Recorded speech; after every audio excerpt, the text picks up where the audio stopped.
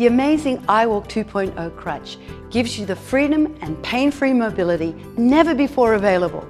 Now there's no more hand, wrist or underarm pain, and you can go about your day-to-day routine with ease. I'm Kelly Roberts, and I'm going to show you how to adjust and tailor your iWalk 2.0 so that walking for your first time will be safe and easy. We'll go through setting the height, vertical alignment, and adjusting and tensioning the straps. We'll start with your iWalk fully assembled. Now, let's remove all three of the straps. Simply push forward on the T-lock buckle and lift off. Put them aside for now.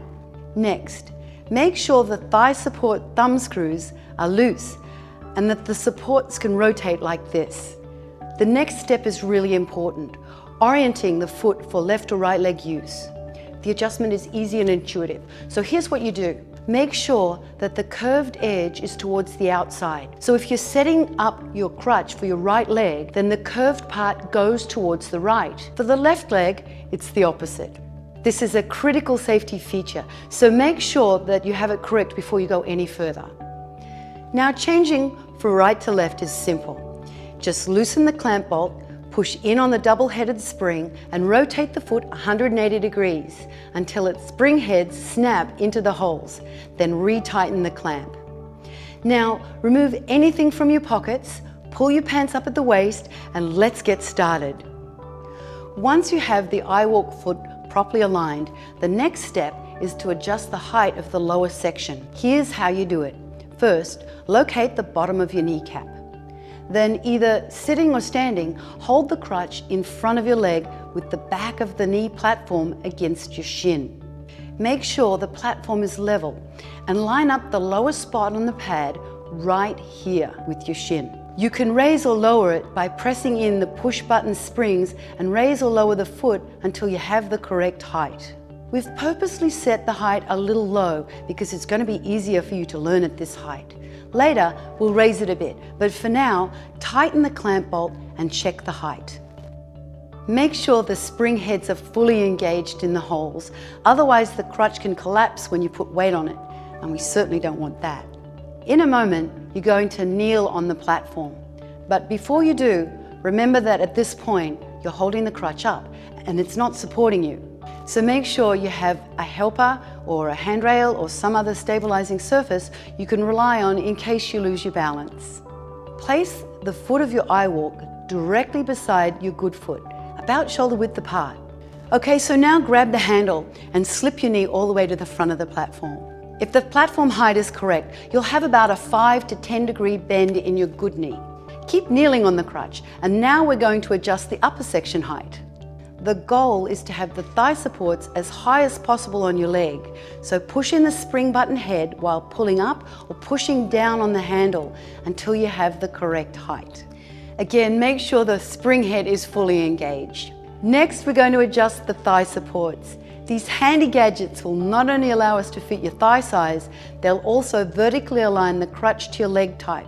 So even if you're knock-kneed or bow-legged like me, the iWalk 2.0 can adjust for it. Now follow along with me. We'll make both adjustments at the same time. Take the handle and tilt the top of the crutch inwards until you can feel that both of the treads are touching the ground. Test it a couple of times by rocking the crutch outward, then back inward. You'll feel the inner tread touch the ground. When you're sure both treads are on the ground, push on the inner thigh support until it's firmly against your inner thigh. Now securely tighten the thumb screw to lock the support in place. There are interlocking teeth on the bottom of the handle and the top of the thigh support. They'll keep the support from slipping after you've tightened down the thumb screws. Now do the same thing for the outer thigh support. It's really critical to make sure these thigh supports are locked in. If they slip, the stability of the crutch is compromised. So double check by flexing the thigh supports in and out to make sure they're firmly in place. If they slip, reset them and check them again. Also, if your thigh supports are adjusted asymmetrically, like this, that's perfectly normal for many leg types. Next, we're going to install the straps. But before we do, I want to show you how they work.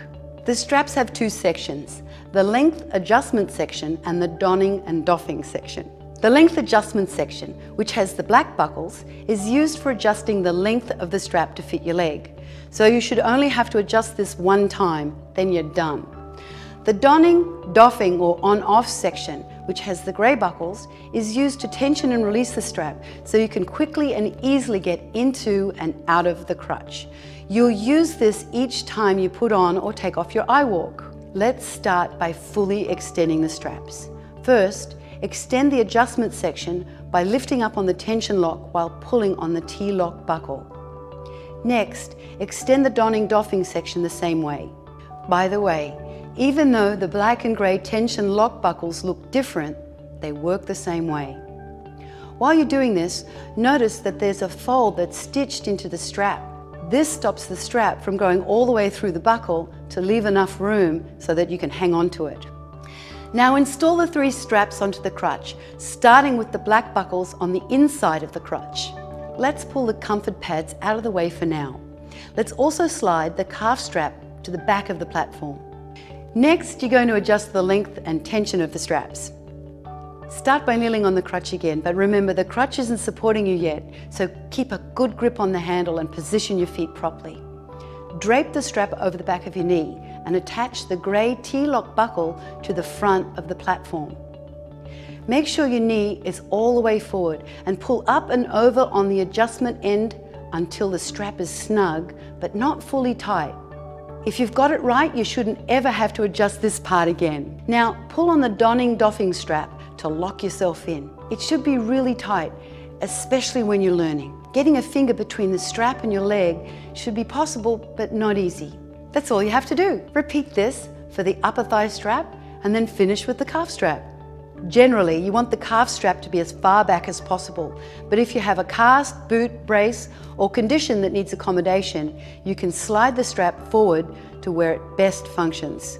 Now, at the front of the crutch, there's a knee strap. This strap should be tight against your leg. Sliding it up or down controls the forward position of your leg, so experiment to find the setting that you like the best. To take your iWalk off, just pull apart the Velcro. Then release the tension by lifting the front of the grey tension lock. Then remove the T-lock buckle. As you can see, getting in and out of the iWalk is really quick and easy. Now that your iWalk 2.0 is adjusted to fit you, you're ready to take your first steps, which I'll guide you through in our next video. It's time to get off those crutches and experience a whole new world of mobility and freedom that you can only get with your iWalk 2.0.